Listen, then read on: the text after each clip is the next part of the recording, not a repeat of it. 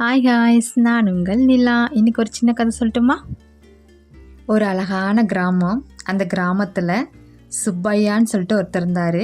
சொந்தமாக 5 ஏக்கர் நிலம் வச்சு அழகாக விவசாயம் பார்த்துட்டு வந்தார். ஒரு சமயம் எல்லோரும் குலதெய்வ கோயிலுக்கு போனாங்க. குலதெய்வ கோயிலில் பார்த்திங்கன்னா சுப்பையா ஒரு வேண்டுதல் வச்சுக்கிட்டாரு. இந்த வருஷம் அமோக விளைச்சல் எனக்கு கொடுக்கணும், அப்படி கொடுத்தீங்கன்னா நான் கெடா வெட்டி பொங்க வச்சு நான் சிறப்பாக எல்லாமே பண்ணிடுறேன்னு சொல்லி ஒரு நேர்த்திக்கடன் வச்சுட்டு வந்தார். அதே மாதிரி அந்த வருஷம் விளைச்சல் ரொம்ப அமோகமாக இருந்தது. ரொம்ப சந்தோஷமாக இருந்தார். நிறைய விளைச்சல், நிறைய லாபம். ரொம்ப ரொம்ப சந்தோஷமாக இருந்தார். நம்ம சந்தோஷமாக இருந்தால் சாமியை நினைக்கிறோமா? நினைக்க மாட்டேங்க. ரொம்ப கஷ்டமாக இருந்தால் மட்டும்தான் சாமிக்கிட்ட போய் உட்காந்து அழுவோம். என்ன நீ இப்படி பண்ணிட்டியே அப்படி பண்ணிட்டியேன்னு சொல்லுவோம். ஆனால் நம்ம ரொம்ப சந்தோஷமாக இருக்கும்போது சிலர் மட்டுமே கடவுளை ஞாபகமாக வச்சுருப்பாங்க, நன்றி சொல்லுவாங்க. ஆனால் பெரும்பாலானவங்க அந்த சந்தோஷத்தில் மறந்துடுவாங்க கடவுளை.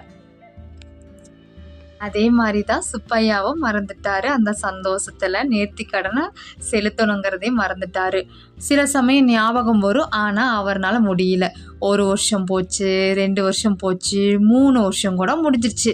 அவரால் அந்த நேர்த்திக்கடனை செலுத்தவே முடியல. 4வது வருஷம் பார்த்திங்கன்னா செம்ம லாஸ் அவருக்கு. விவசாயத்தில் விளைச்சலே ரொம்ப ரொம்ப கம்மியாயிடுச்சு. அப்போது கஷ்டம் வந்துருச்சா, உடனே நம்ம என்ன பண்ணுவோம்? கடவுள்கிட்ட போவோம். அவரும் அதே மாதிரி போய் கடவுள்கிட்ட வேண்டினார்.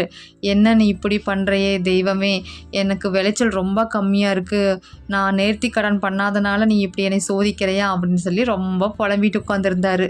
இப்போது அந்த இடத்துக்கு அவரோட நண்பர் கந்தசாமி வந்தார். கந்தசாமி கிட்ட அவரோட குறைகள் எல்லாம் சொல்லிட்டு இருந்தார். நல்லா அமோக விளைச்சல் இருந்தது, இப்போ ரொம்ப ரொம்ப கஷ்டமாக ஆயிடுச்சு, நான் வேற வேண்டுதல் வச்சுருந்தேன், என்னால் நிறைவேற்றவே முடியல அப்படின்னு சொன்னார். அதற்கு கந்தசாமியோ, என்ன இவ்வளோ பெரிய தப்பை நீ செஞ்சுட்ட, உனக்கு தெரியாதா? நேர்த்திக்கடன் பாக்கி நம்ம கடவுளுக்கு வச்சிட்டோம்னா கடவுள் நம்மளை தண்டிச்சிருவாருன்னு உனக்கு தெரியாதா?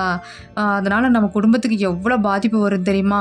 தெய்வத்தோட சாபமும் கோபமும் இதெல்லாம் ஒரு காரணம், அதனால தான் உனக்கு விளைச்சல் சரியாக வரல அப்படின்னு சொல்ல ஆரம்பிச்சிட்டாரு. இதையெல்லாம் ஒரு குருக்கள் கேட்டுட்டு இருந்தார். அவர் அவங்க 2 பேர்த்தையும் இங்கே பக்கம் வாங்கன்னு சொன்னாங்க. அவங்க 2 பேரும் வந்தாங்க. அப்போ அவர் சொன்னார், எந்த ஒரு தெய்வமும் நம்மக்கிட்ட வந்து கஷ்டம் வரும்போது என்னை கும்பிடுங்கன்னு சொல்கிறது கிடையாது. எந்த தெய்வமும் எனக்கு நீ இதை செய்யணும் அதை செய்யணுங்கிறது கேட்குறதும் கிடையாது. அதே மாதிரி எந்த தெய்வமும் நம்ம இடத்துல இருந்து எதையும் எதிர்பார்க்கறதும் கிடையாது. நம்மக்கிட்ட இருக்கிற அத்தனையும் அது தெய்வத்தோடது, அந்த இறைவன் நமக்கு கொடுத்தது தான். அப்படி இருக்கும்போது எந்த தெய்வமும் நீங்கள் செஞ்சு கொண்ட அந்த வேண்டுதலை நிறைவேற்றாத பட்சத்தில் கோபப்பட போகிறது கிடையாது அப்படின்னு அவர் சொன்னார். நீ எனக்கு பூஜை புனஸ்காரங்கள் செய்தால்தான் பதிலுக்கு பிரதிபலனாக நான் உனக்கு வரங்களை தருவேன்னு சொல்லிட்டு எந்த கடவுளும் சொல்கிறது கிடையாது. நாமே நம்மளுடைய மன திருப்திக்காக இறைவனுக்கு அதை செய்கிறேன் இதை செய்கிறேன்னு சொல்லி நம்ம வேண்டிக்கிறோம், அவ்வளோதான்.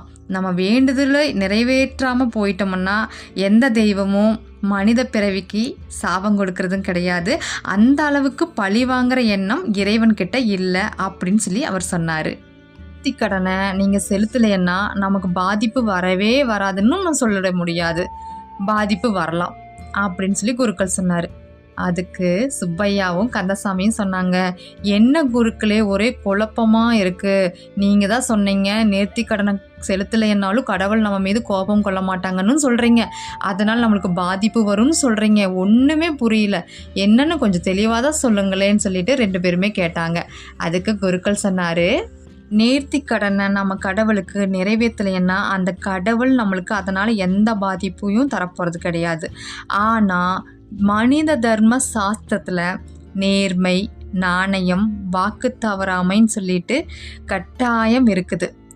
அப்போது மனிதனாக இருக்கிற பிறந்தவங்க சொன்ன வாக்கில் சரியாக இருக்கணும். அது கடவுளுக்கு கொடுத்த வாக்காக இருந்தாலும் சரி, மனிதர்களுக்கு கொடுத்த வாக்காக இருந்தாலும் சரி, நாணயத்தில் நாம் தவறும் போது நமக்கான தண்டனை நிச்சயம் கிடைத்தே தீரும். அதனால் நம்மால் என்ன செய்ய முடியுமோ அதைத்தான் நம்முடைய வாயால் சொல்ல வேண்டும். சொல்லிவிட்டால் அதை செயல்படுத்தி விட வேண்டும். வாக்கு தவறக்கூடாது, சொன்ன சொல்லை மாற்றவும் கூடாது. இதுதான் நேர்மைக்கான அடையாளம், நல்ல மனிதருக்கான அடையாளம் சொல்லிட்டு குருக்கள் சொன்னார். அதனால் நம்ம நேர்த்தி கடன் செய்யலைங்கிறனால கடவுள் நமக்கு எந்த தண்டனையும் கொடுக்கறது கிடையாது. நம்ம வாக்கு தவறியதற்காக மட்டும்தான், அந்த நேர்மை இல்லாத காரணத்தால் தான் தர்ம சாஸ்திரத்தின்படி நமக்கு தண்டனை கிடைக்குது. இதுதான் உண்மை. தான் நம்ம என்ன சொல்கிறோம், கடவுள் நேர்த்தி கடனை கொடுக்காதனால தண்டிச்சிட்டாருன்னு சொல்லி நம்ம புலம்புறோம். ஆனால் உண்மையில் இதுதான், கடவுளுங்கிறவர் நேர்மையில், உண்மையில், நம்பிக்கையில், வாக்கு தவறாமையில் தான், தர்மத்தின் அடிப்படையில் தான் இந்த பூமியில் இருக்கிறாரு. நீங்களும் ஏதாவது வேண்டுதல் வச்சுருந்தீங்கன்னா நிறைவேற்றிருங்க. வாழ்க்கை வாழ்வதற்கே வாழ்ந்து காட்டுவோம். தேங்க்ஸ் ஃபார் வாட்சிங்.